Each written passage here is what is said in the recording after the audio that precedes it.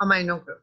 ये आपने याद रखना, दिस इज वेरी इंपॉर्टेंट। ये आपके एमसीक्यूज, वाइवा क्वेश्चन, ये आपके very important. Alpha helix, beta sheets, ये पूरा सेकेंडरी स्ट्रक्चर जो है ये बहुत इंपॉर्टेंट है। आज हम इसी पे ज्यादा आपने कॉन्सेंट्रेट करना है। टर्शरी एंड क्वाटरनरी आर बहुत इजी, वो तो सिर्फ डेफिनेशन है, नथिंग एल्स। ज्यादा से ज्यादा उसकी हम देख लेंगे कि जिस कैसे स्टेबलाइज होता है, लेकिन इसको समझना जरूरी है। So please be with me, ठीक है। So this alpha helix is secondary structure. किससे बनता है? प्राइमरी स्ट्रक्चर जो होता है प्रोटीन का वही फोल्ड होता है, वही बनाता है इसको। So it is a spiral structure, it is the right handed coil, and the side chains जो है बाहर की तरफ निकलती हैं, और सेंट्रल एक्सिस जो है वो पेप्टाइड बॉन्ड्स बना रहे हैं। और हाइड्रोजन बॉन्डिंग किसके दरमियान है? The oxygen of carboxylic group and the hydrogen of amino group. So ये डिफरेंट इसकी डायग्राम्स देखें। डायग्राम वन जो ए है इसमें राइट हैंडेड अल्फा हेलिक्स है, ठीक है। राइट साइड पे ये ट्विस्ट करते हैं, देखिए यूं राइट, पहले राइट जाता है, फिर लेफ्ट जाता है, फिर राइट जाता है। सो राइट हैंडेड। फिर its a repeat unit is a single turn of the helix containing 3.6 amino acids. फिर ये देखिए ऊपर से alpha helix as viewed from one end, and this is the final space filling. ये एक मॉडल है, ठीक है, not the actual picture. So what are the factors which affect alpha helix stability? कैसे इसको stable रखा जाता है? There are different factors. For example, steric repulsion is minimized and hydrogen bonding is maximized. So alpha helix becomes stable. But there are certain amino acids which affect alpha helix stability. The twist of an alpha helix ensures that critical interactions occur between an amino acid chain. लेकिन there are certain factors जो इसको disturb करते हैं। वो कौन-कौन से हैं? These are the amino acids which disturb alpha helix structure. Number one is proline. Why? Because yesterday we learned that proline is basically called amino acid, not amino acid, because there is an amino group in its structure which causes a kink wherever amino acid proline is present in a protein. It causes a kink. ये आगे जाके आपको ज्यादा समझ आएगी, ठीक है। Similarly, glutamate, aspartate, histidine, lysine, arginine, they cause electrostatic repulsion. तो ये भी जो है ये अल्फा हेलिक्स के स्टेबिलिटी को डिसरप्ट करते हैं। Similarly, tryptophan जो है, कल आपको बताया था कि दे हैव tryptophan, टायरोसिन वगैरह जो है इनके अंदर रिंग्स हैं और इनकी बल्कि स्ट्रक्चर है, बल्कि साइड चेन है, तो ये भी जहाँ पे होंगी तो ये डिस्टर्ब करें। फिर जो है वेलिन और आइसोलिन जो आइसोल्यूसिन जो है, they are branched amino acids, they have branches at beta carbon, तो वो ये लोग भी डिस्टर्ब करते हैं इसको। So this was about the alpha helix, ठीक है।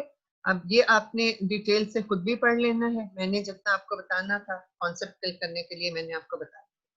Number two secondary structure is in the form of sheets, which are called beta-pleated sheets. This is formed between segments of two different polypeptide chains. Okay?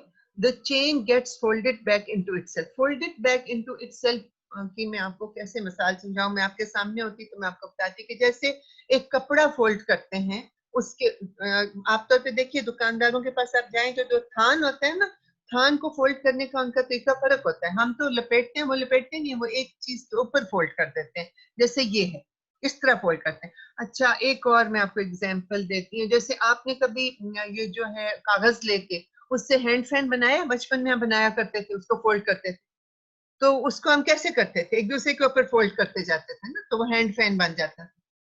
क्यों बच्चों, समझ आ रही है? कागज का एक पीस लेके तो हम एक पंखा नहीं बनाया करते थे बचपन में, बस ठीक है। तो उस तरह ओके, एक को समझ आ गई, बाकियों को समझा देना, ठीक है। सो इस तरह ये फोल्डेड बैक इनटू इटसेल्फ भी हो जाती है शीट, ठीक है। So there are two types of beta pleated sheets, they are parallel and anti parallel. और ये कैसे स्टेबलाइज हो रही हैं? They are also stabilised through hydrogen bonding between amino and carboxylic group of neighboring polypeptide segments. देखिए एक polypeptide chain ये है, दूसरी ये है, तीसरी ये। अब इनके दरमियान में जो हाइड्रोजन बॉन्डिंग होगी वो इसका कार्बोक्सिलिक ग्रुप होगा, इसका अमीनो ग्रुप होगा, इसका अमीनो ग्रुप है, इसका कार्बोक्सिल ग्रुप है। इस तरह करके इसकी हाइड्रोजन बॉन्डिंग बनेगी, मैं आगे भी आपको बताती हूँ, ठीक है। सो जो तो आपका ये वाला था ना, वापस जाते हैं इस पे, यहाँ पे अल्फा हेलिक्स में जो हाइड्रोजन बॉन्डिंग थी that was parallel to the structure of the helix. जैसे हेलिक्स जा रहा है उसी तरह उसकी बॉन्डिंग भी जा रही है, that is parallel. But in beta sheets the hydrogen bonding is perpendicular. Sheets तो ऐसे जा रही हैं, बॉन्डिंग ऐसे हो रही है, ये देखिए। तो दिस इज द डिफरेंस। ये आपने डिफरेंसेस याद रखने हैं। आपको एमसीक्यू आ सकता है कि जी perpendicular bonding of hydrogen bonding present in, फिर आपको चॉइसेस दी जाएंगी कि अल्फा शीट में है या हेलिक्स में है, किस में। तो you should know that alpha helix has parallel hydrogen bonding along with its structure. Beta sheets have perpendicular. ये यूं जा रही हैं बीटा शीट्स और इनकी बॉन्डिंग ऐसे जा रही है, so it is perpendicular. So hydrogen bonding is perpendicular to the polypeptide backbone. So there are two types of beta sheets. 3.6 amino acid की एक टर्न होती है। 3.6 अमाइनो एसिड की एक मैं आपकी चैटिंग को देखो, आपने कहा सेम पॉलीपेप्टाइड चेन से बीटा शीट बनती है। हाँ, वो भी बन जाती है, लेकिन ज्यादातर ये एक दूसरे के साथ, मतलब एक फिल्म कर रही है उसके साथ दूसरी कर रही है, इस तरह बॉन्डिंग होती है। फोल्ड तो वो खुद ही हो रही है ना, फोल्ड तो अपने आप में हो रही है, लेकिन अटैचमेंट उसकी दूसरी के साथ है। ठीक है, मैम प्रीवियस स्लाइड में 3.6 अमाइनो एसिड की समझ नहीं आई। एक जो टर्न है ना, one turn off alpha helix, ये देखिए, ये एक टर्न है। यहां से शुरू करें शीमा, ये देखिए, ये ऑरेंज से शुरू होके यहाँ तक जो एक टर्न हुई है, this is 3.6 amino acid total. इसमें इतना टाइटली कॉइल है। आप किसी कॉइल को जब बहुत टाइट टाइट करके छोटा छोटा कॉइल करते हैं तो वो खींचती भी है ना, जब उसको खींचना चाहे आप खींच सकते हैं। इसीलिए अल्फा हेलिक्स का जो स्ट्रक्चर है इसको आप स्ट्रेच कर सकते हैं। बीटा प्लेटेड शीट्स को आप स्ट्रेच नहीं कर सकते, क्योंकि उसकी जो बॉन्डिंग है वो परपेंडिकुलर है, परपेंडिकुलर है उसके अपने बैकबोन से। So beta sheets cannot be stretched, but alpha helix bonding is parallel, so it can be stretched. समझ आइए शीमा? एक टर्न में 3.6 है, फिर 3.6, यानी इतनी टाइट कॉइल है ये। शीमा, did you get it?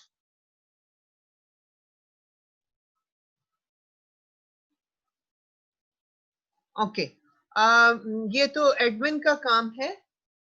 From Swat Medical College, admin to everyone. Ma'am, kindly tell Noor's iPhone student displaying name to change it real name.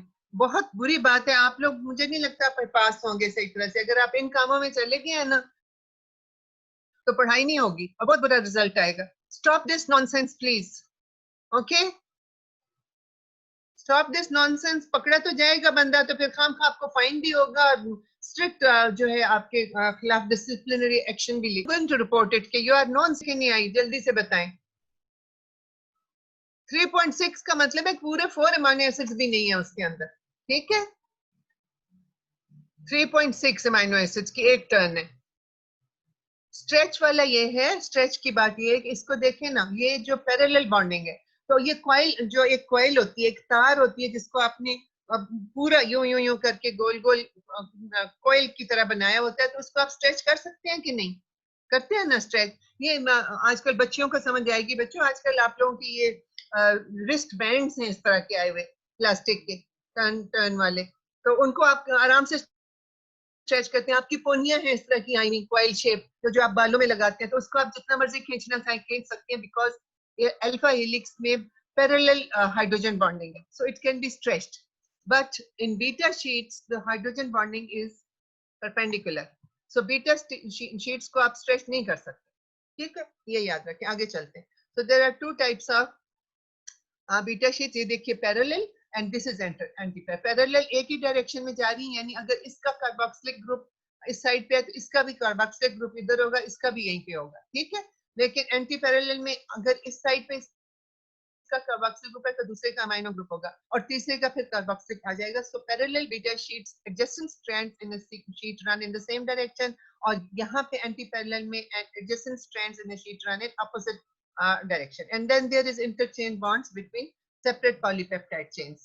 Here you can see this is the difference. Now you can understand Look at the alpha helix and look at the beta pleated sheets. Look at both the structures. Alpha helix is a coiled structure और इसमें backbone जो है वो peptide bonds की है और इसमें जो डिफरेंट हाइड्रोजन बॉन्डिंग्स हैं जिनकी वजह से ये आपस में जुड़ा हुआ है, लेकिन जो हाइड्रोजन बॉन्ड्स हैं they are parallel to the backbone.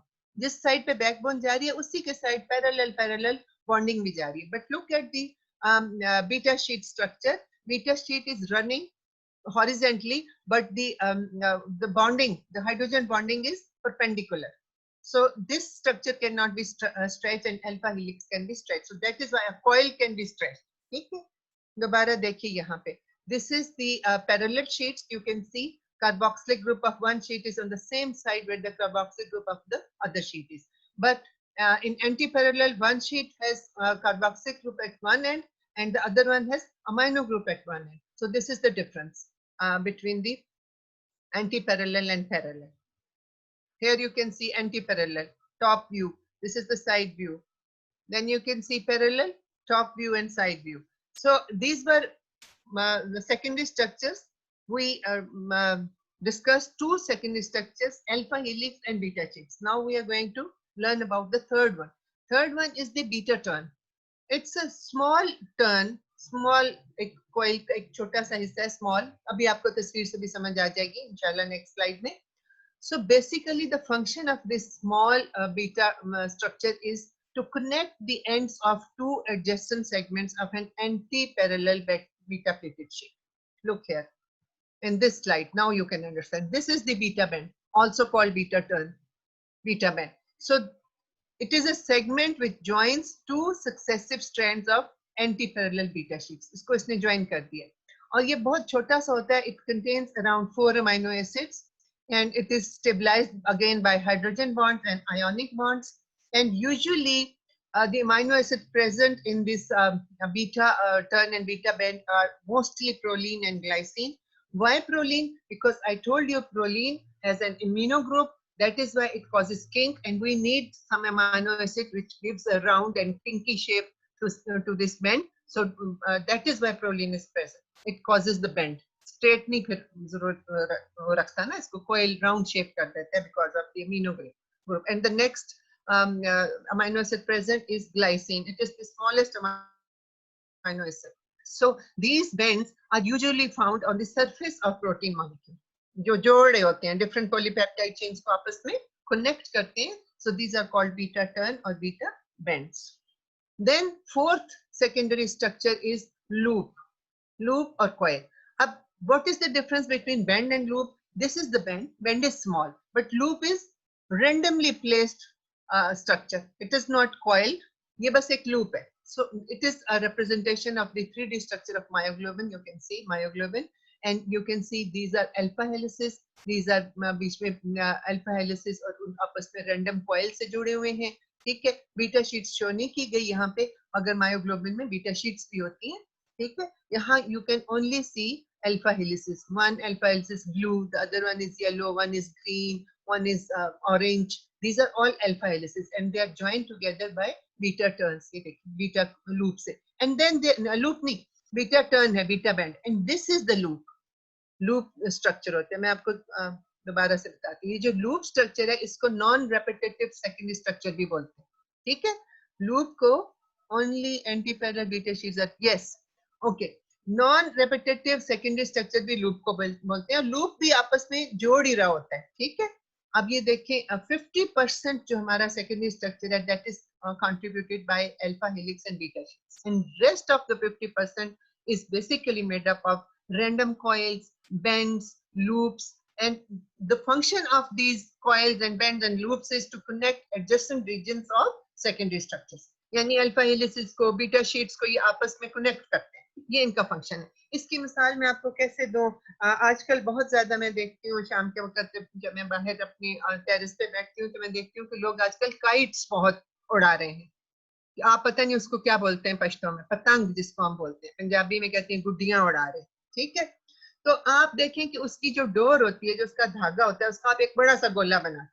तो जब वो गोला बनाते हैं तो आप उसको एक डायरेक्शन में तो नहीं रखते ना, आप उसकी डायरेक्शन को चेंज करते रहते हैं. So to make a bigger protein there are coils and loops which change the direction, और उसकी वजह से एक बड़ी प्रोटीन बन जाती है। थोड़ी समझ आई है मेरे इस मिसाल से?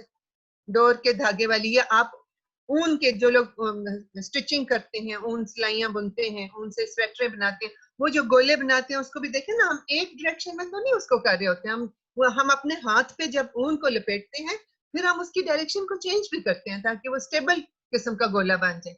समझ आई बच्चों? लड़कियों को खास तौर पे आ गई होगी, लड़कों को भी आनी चाहिए। देयर आर सम मेन जो बहुत अच्छी ये निटिंग करते हैं, मैंने देखा हुआ है, बहुत उनको शौक होता है निटिंग करने का। So it is not only girls who make it. Okay.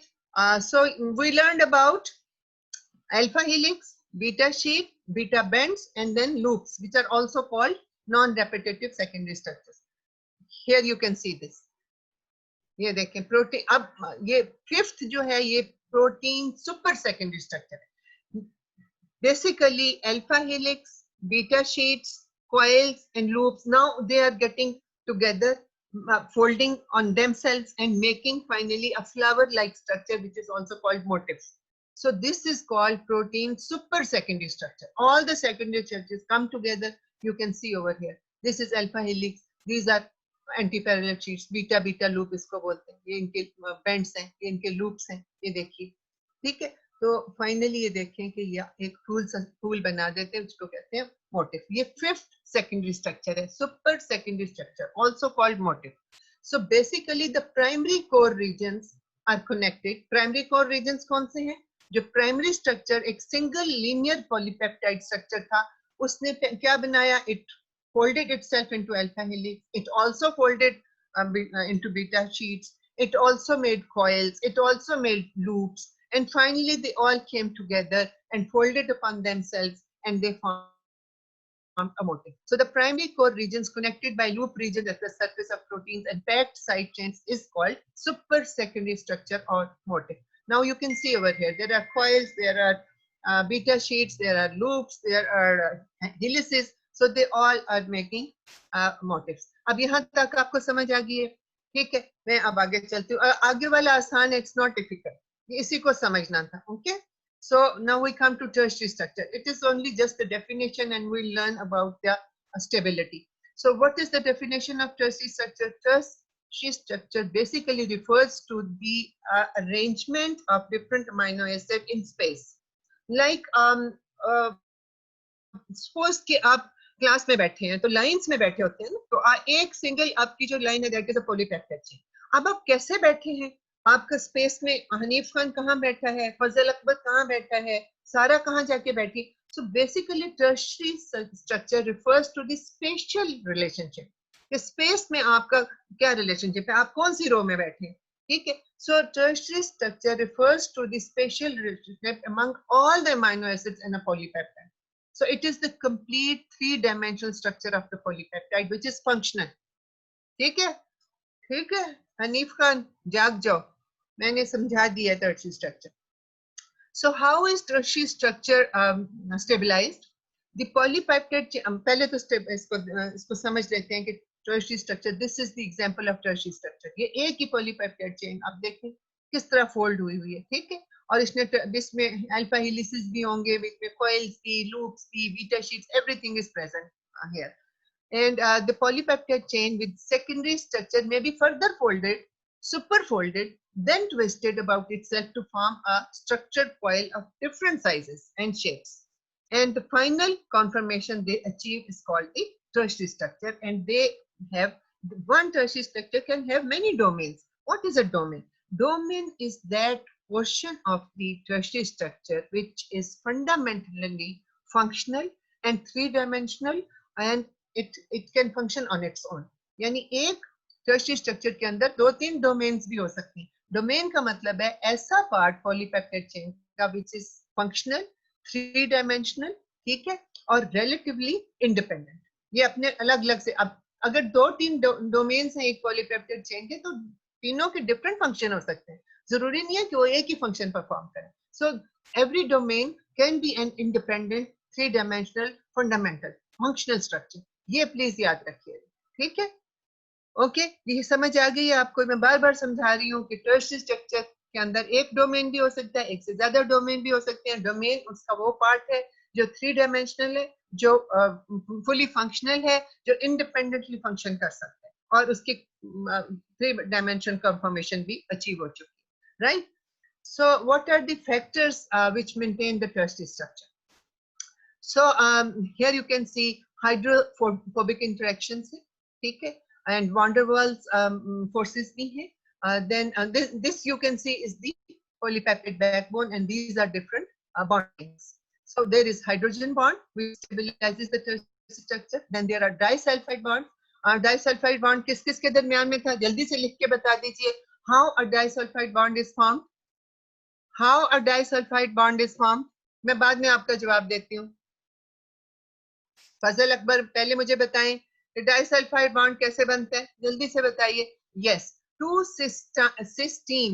cysteine molecules get together form a disulfide bond and they are called cysteine. अब ये two cysteine है, उनके सल्फर ग्रुप्स आपस में with the release of one water molecule they have made a disulfide bridge and now they have become cysteine.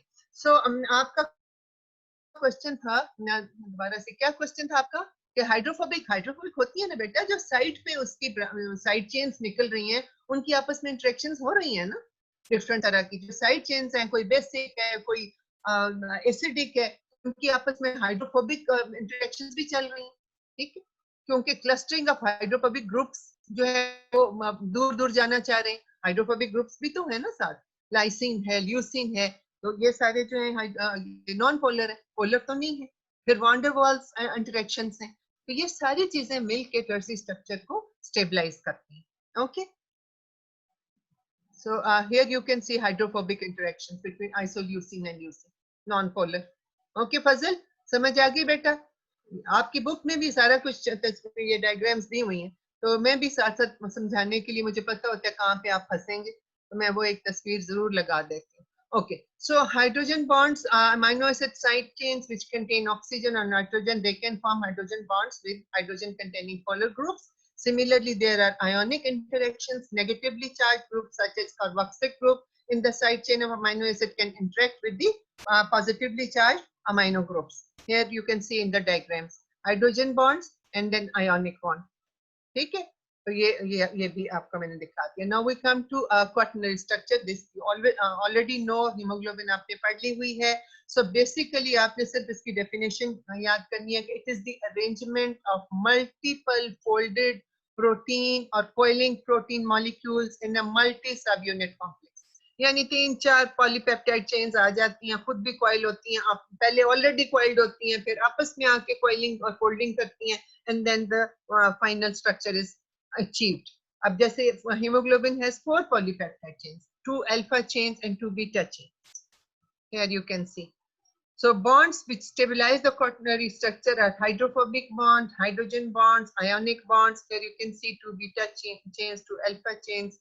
There is iron, there is heme, which is the structure of hemoglobin. This structure I showed you yesterday. So now you know about different levels of protein structure. Primary is the sequence of amino acids in the chain and the peptide links. Secondary is the structure formed by hydrogen bonding. Examples are alpha helix, beta sheets, beta turns, beta bends, beta coils. Super secondary structures which are called motifs. 5 structures हैं secondary के, जिसमें से main 2 हैं alpha helix and beta sheets. बाकी जो है वो इनको इनकी मजीद फोल्डिंग से बनते हैं या इनको आपस में कनेक्ट कर रहे होते हैं, like beta turns and coils.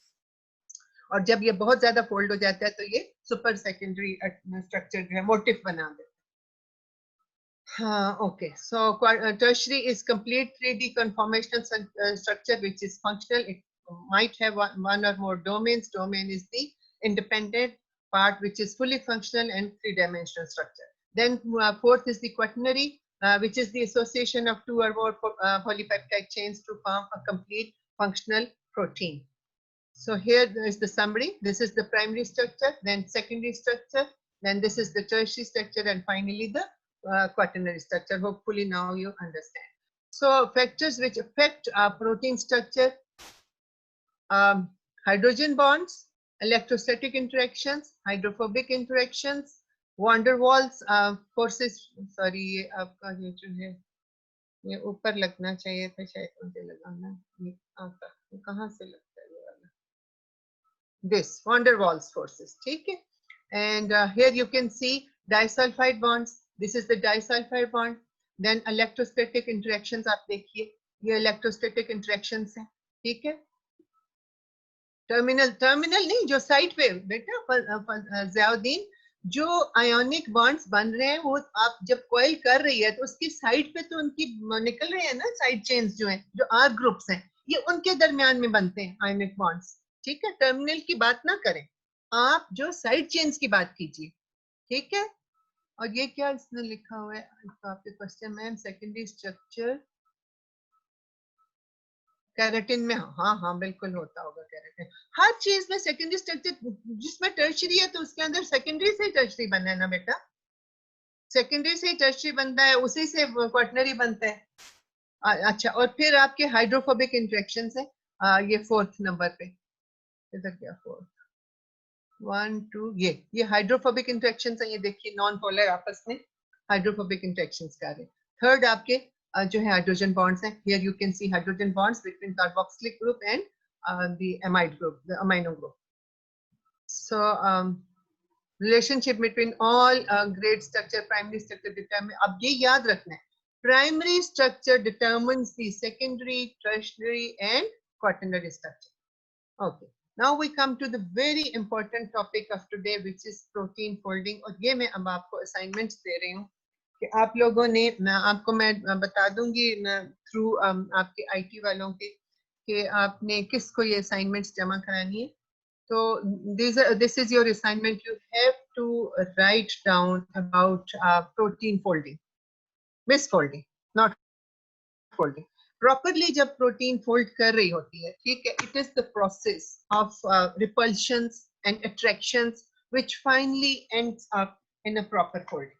ठीक है, आप ये देखें कि एक रैंडम किस्म की अट्रैक्शंस और रिपल्शंस चल रही हैं आपकी प्रोटीन्स के अमीनो एसिड्स के साइड चेन्स के दरमियान, कुछ अट्रैक्ट कर रहे हैं, कुछ रिपल्स कर रहे हैं, तो finally it ends up into the proper folding, and it is the process by which a protein structure assumes its final functional conformational shape.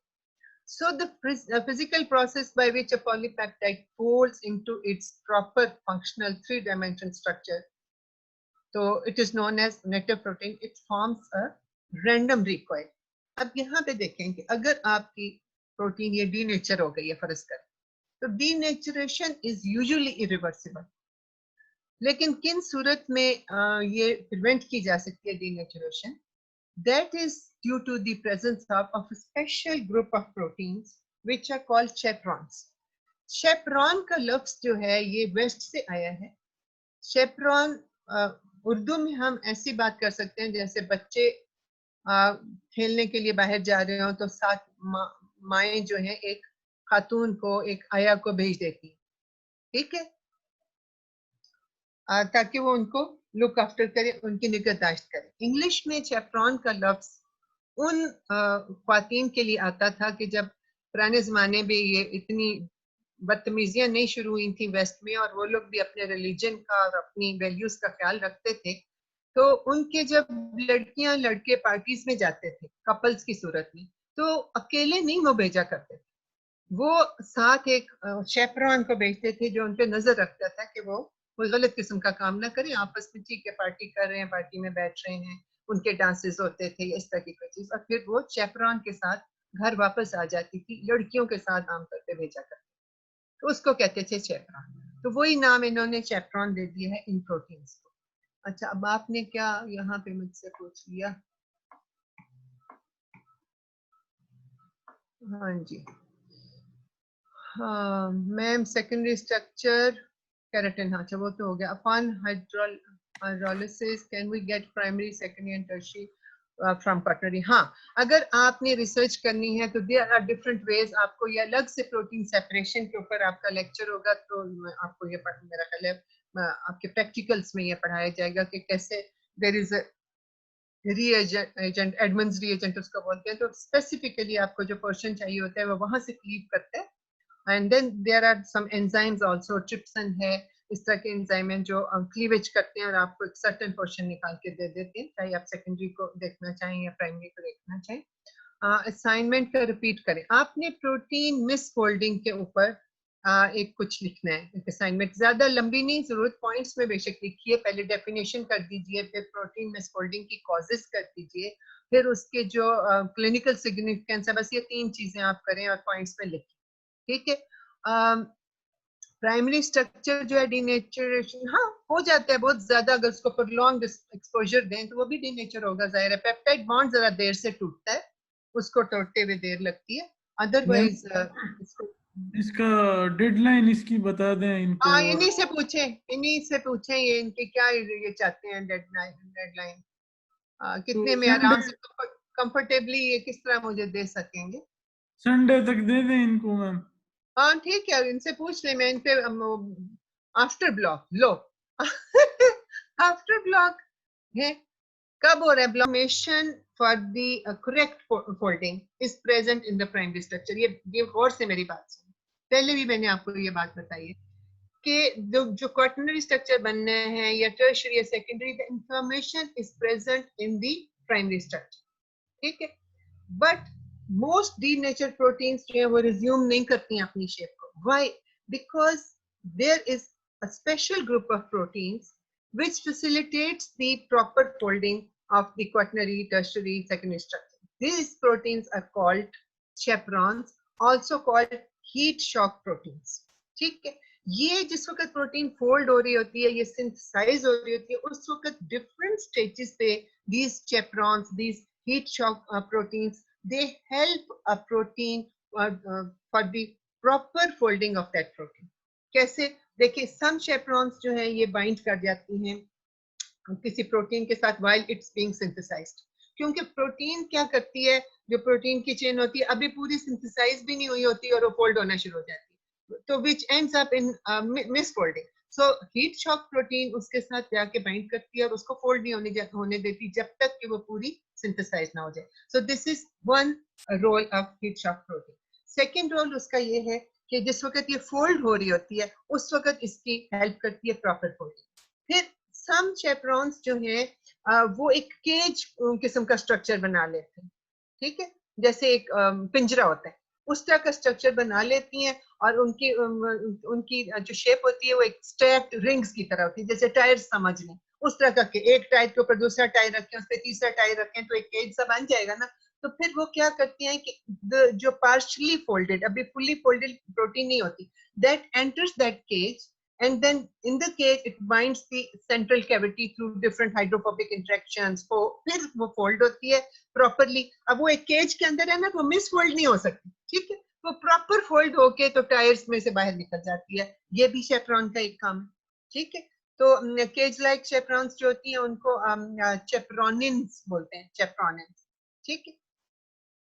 फिर they facilitate and correct protein folding by binding to them. If they also stabilize the exposed proteins, जो regions होते हैं ना hydrophobic, उनके साथ नए नए जो अभी सिंथेसाइज होते हैं उनको भी स्टेबलाइज करती है ये जो शेपरॉन्स होती हैं, ताकि उनकी प्रीमेच्योर फोल्डिंग ना हो और मिस फोल्डिंग ना हो. सो आप देखें कि अल्लाह ताला का निजाम देखें और सुभान अल्लाह कि आप देखें कि कैसे अल्लाह ताला ने साथ साथ वो जो है फरिश्ते, ये एक फरिश्ता ही है ना, ये शेपरॉन एक फरिश्ता है, ठीक है, जो उसकी मिस फोल्डिंग से प्रोटीन से बचाता है. अगर वो मिस फोल्ड हो जाएगी तो फिर it will and up in disease. अब हम मिस फोल्डिंग का भी थोड़े से 10-15 मिनट है तो मिस फोल्डिंग जल्दी से कुछ देख लेते हैं कि मिस फोल्डिंग में क्या होता है. सो मिस फोल्डिंग में misfolding usually takes place spontaneously and the cause can either be a mutation, genetically कोई मसला है, या there is abnormal proteolytic cleavage. देखिए जब प्रोटीन बनती है तो कुछ प्रोटीन्स को क्लीव करके फिर उसको नॉर्मल और जो फाइनल शेप होती है उसमें लाना पड़ता है, तो एंजाइम्स उसको क्लीव करते हैं. So there sometimes there is abnormal proteolytic cleavage. So all these results in improperly folded proteins. So these improperly folded proteins जो हैं ये degrade नहीं हो सकती, they cause difficulty, they accumulate. For example, if they accumulate in the brain, so they are going to cause the damage to the nervous system. So usually it has been seen that the protein misfolding usually ends up in long fibrillar protein assemblies. लंबे लंबे धागों की सूरत में assemblies हो जाती हैं, which usually consists beta plated sheets. And these beta plated sheets, जो long fibril protein है beta plated sheets की, this is called amyloid, and the disease is called amyloidosis. So these amyloidosis, these aggregates can be present intracellularly or extracellular, where they accumulate and they cause disease. So amyloidosis basically is the deposition of amyloid. और amyloid क्या है? अभी आपको बताया long fibrillar assemblies हैं beta plated sheets की, ठीक है? अब इसमें से एक डिजीज तो होती है अल्जाइमर डिजीज, ठीक है? अब इस अल्जाइमर डिजीज जो है वो दो तरह से उसके कॉजेटिव फैक्टर्स हैं. वन ये है कि वहां पे एक डोमिनेंट एक प्लाक सा बन जाता है प्रोटीन का, which is called a beta peptide. This is not alpha beta, okay, this is a beta. Amyloid beta को ए बीटा उन्होंने लिख दिया हुआ है, ठीक है?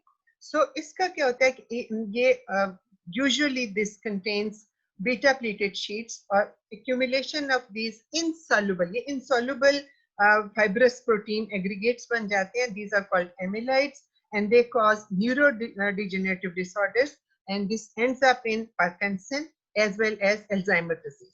तो जो Alzheimer disease में dominant component है वो ये अल्फा ए बीटा, अल्फा बीटा नहीं ए बीटा, ठीक है? ए का मतलब है amyloid. तो A beta है, which usually contains around 40 to 42 amino acids in it. This diseased accumulated protein जो है, it contains 40 to 42 amino acid residues. और फिर जब ये aggregate कर जाती है in beta plated sheet की form में, तो ये this becomes very much neurotoxic, ठीक है? And it is usually deposited in the brain. और आमतौर पे कहते हैं कि जी ये जो एमिलॉइड बीटा है ये कोई एंजाइमेटिक क्लीवेज हुई है लार्जर एमिलॉइड प्रिकर्सर प्रोटीन, जो एक लार्जर एमिलॉइड प्रिकर्सर कोई प्रोटीन है उसकी एंजाइमेटिक क्लीवेज की वजह से ये छोटे छोटे फ्लॉक्स बन जाते ए बीटा, ठीक है? ये अभी आप असाइनमेंट करेंगे तो आपको ज्यादा अच्छी तरह समझ आएगी. तो ये भी रिसर्च करके इन्होंने हमें बताया कि मोस्ट केसेस जो है ए बीटा प्रोटीन के, they are not genetically based. कोई 5% के करीब जेनेटिक है, बाकी जो है इसी तरह खुद ही बन गए. फिर है सेकंड जो डिफेक्टिव प्रोटीन है अल्जाइमर्स की, दैट इज टाउ प्रोटीन. ये नॉर्मली हमारे ब्रेन में टाउ प्रोटीन जो है ये प्रेजेंट होती है, ठीक है? तो जो डिफेक्टिव है वो इसकी इन्फेक्टिव वर्जन है. द डिफेक्टिव टाउ प्रोटीन जो है, जो नॉर्मल टाउ प्रोटीन है, this helps in the assembly of microtubular structures.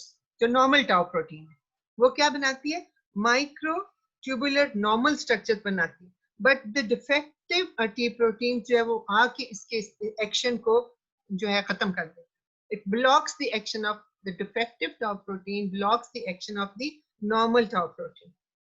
ठीक? And this ends up in neurofibrillary tangles. ये डायग्राम भी है आपकी लिपिनकॉट में, इंशाल्लाह आपको डायग्राम मिल जाएगी, वहां से आपको. देन प्रोटीन मिसफोल्डिंग की सेकंड एग्जांपल है prion disease, also called transmissible spongiform encephalopathies. ये आपने मैड काउ डिजीज के बारे में सुना होगा. आप लोग तो खैर उस वक्त बहुत छोटे होंगे, तो बहुत पूरी दुनिया में फैली थी मैड काउ डिजीज. तो इसके डिफरेंट वर्जन्स हैं. एक है crease-felt Jacob disease, which is अगर वो ह्यूमंस में हो तो उसका ये नाम होता है. If it is in sheep, so it is called scrapie, and if it is in cows, it is called mad cow, and it is basically called bovine spongiform encephalopathy. और इसमें क्या है? इसमें infectious protein कौन सी है? Prion, ठीक है? अब ये प्रियन प्रोटीन भी नॉर्मली प्रेजेंट होती है, लेकिन क्या होता है कि इस नॉर्मल प्रोटीन की कन्फर्मेशन जो 3D इसकी फॉर्म है वो somehow चेंज हो जाती है.